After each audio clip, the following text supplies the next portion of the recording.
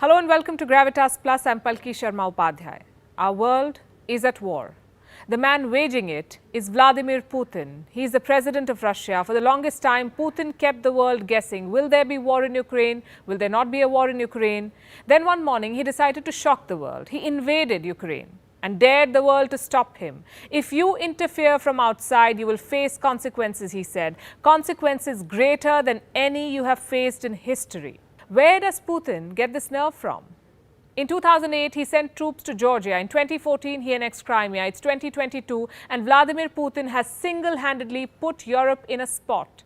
He has launched a multi-frontal attack on Ukraine. People are calling Putin the new Hitler, the Nazi dictator who wanted to unify Greater Germany. So he sent Nazi troops in the area between the Third Reich and the Sudetenland region in Czechoslovakia.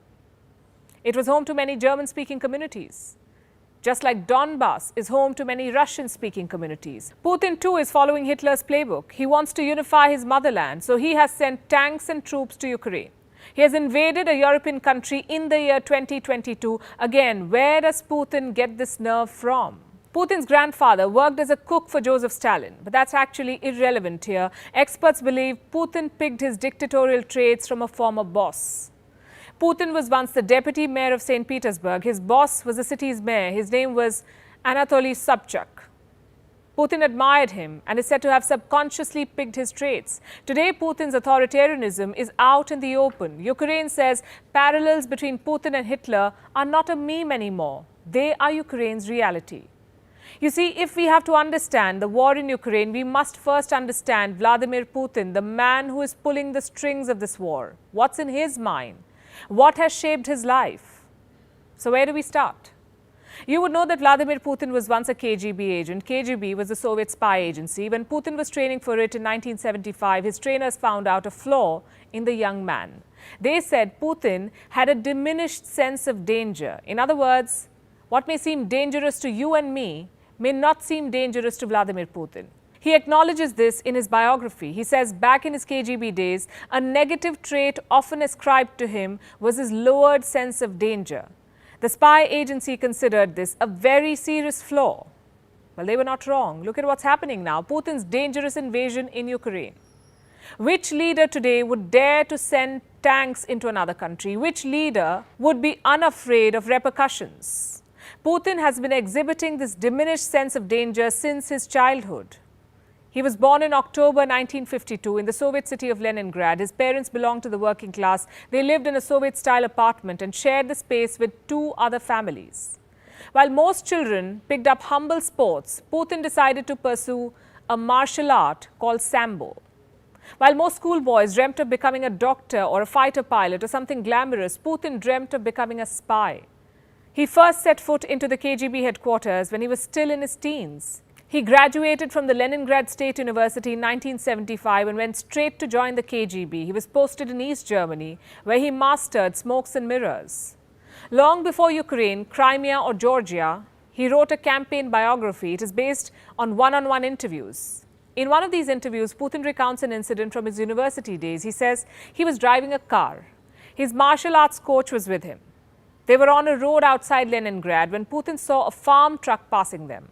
He tried to grab a piece of hay through the car window. Next thing you know, he has nearly lost control of the car. The coach is scared and furious. He turns to Putin and says, "You take risks." Putin replies, "I thought the hay smelled good." Which person looking to lead a country would tell such a story to his voters? Like he's James Bond or something, chasing death casually and bragging about it. Which leader would project himself as impulsive? This book I'm talking about was published in the year 2000, the year Vladimir Putin became the president of Russia for the first time. Things had changed rapidly for him since the collapse of the Soviet Union. In 1991, Putin became the deputy mayor of St. Petersburg. In 1997, the deputy chief of the presidential staff. A year later, the head of the FSB, the new spy agency, the successor of the KGB. Putin was heading it. In 1999, he became one of Russia's first deputy prime ministers, then prime minister, and then president. His career soared as Russia's reputation tanked. Boris Yeltsin, Russia's first president, was corrupt, drunk, and a laughingstock. Plus, Yeltsin was too close to the West for Putin's taste. You see, while the Cold War was over, its legacy remained, and Putin, a former Soviet spy, could never really get himself to trust the West. He could not ignore the fact that the NATO was growing, that all of these countries had become a part of this alliance. Even back in 1999, Putin feared that NATO would expand, go on to include ex-Soviet republics, and ultimately surround Russia. He was frustrated that Yeltsin was not doing enough to contain the NATO. Putin dreamt of a Russian state, one that would be independent, influential, and feared. Chechnya gave him the opportunity to build that dream state. The region had broken away from Russia, and Chechen rebels had become a nuisance. In 1999, a series of blasts rocked Russia. More than 300 people were killed across several Russian cities. Putin was the prime minister. He began naming, shaming, and blaming Chechens on live television. He started holding regular press briefings. He would whip up nationalistic emotions, call Chechens mad dogs. Putin vowed to avenge the blasts. Soon his approval rating soared from 2% before the bombings to 45% after them. Reports then emerged that Putin may have faked these bombings, that KGB agents could have planted the bombs. Why would they do that? To help Putin's popularity. Russia, of course, quashed this theory and went to war with Chechnya. At least 80,000 people were killed, and Chechnya was brought back to Russia. Instead of gloating, Yeltsin suddenly resigned. He named Vladimir Putin the country's acting president. It was New Year's Eve, 31st of December 1999. Putin was married to a former flight attendant. She had no idea her husband was becoming the president of Russia. Putin had known about this for days, but he never told his wife. He did not tell her he would be the next president. That's how secretive Vladimir Putin can be. Reports say the Russian parliament had no clue about his plans of invading Ukraine either. Yes, he asked for permission to send troops to foreign lands, but the lawmakers never thought he would actually attack Ukraine. In fact, Putin never even needed that permission. He's the commander-in-chief of the Russian armed forces. He can send troops wherever he likes. So going to the parliament was a stunt. And Putin likes stunts. He once dived deep into the Black Sea, came up with 2 ancient Greek urns. Putin said he fetched the relics from the floor of the Black Sea. It was later revealed the show was staged. We have seen Putin fishing, arm wrestling, posing bare-chested, riding a horse, a Harley-Davidson, showing off his butterfly skills in water, co-piloting a jet, attaching a satellite transmitter to a tiger, hunting. It seems Putin can survive the wild better than Bear Grylls. Putin is talented. He's tough. He's also the controller of facts and the teller of his own story. Just like his story of Ukraine, one where Russia is the victim.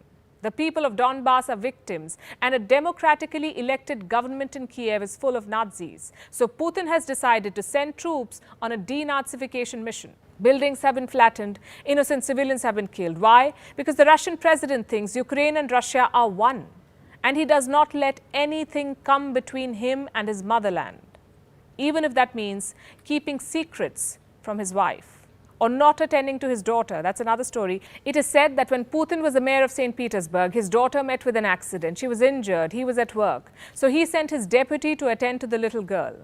That's Vladimir Putin for you. He once refused to read a book by a Soviet defector. He said he did not read books by people who had betrayed the motherland. If you are looking to interpret the current war in Ukraine, try reading it from Putin's point of view.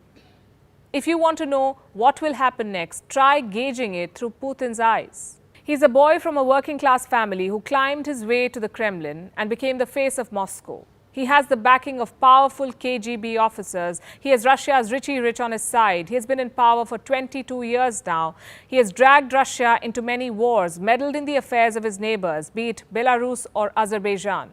He has locked up oligarchs who did not align with him, silenced critics who challenged him. Putin has poisoned Russians abroad. He has cracked down on the LGBTQ community at home, tamed the media, and recently arrested those protesting the war in Ukraine. And Ukraine may just be the start.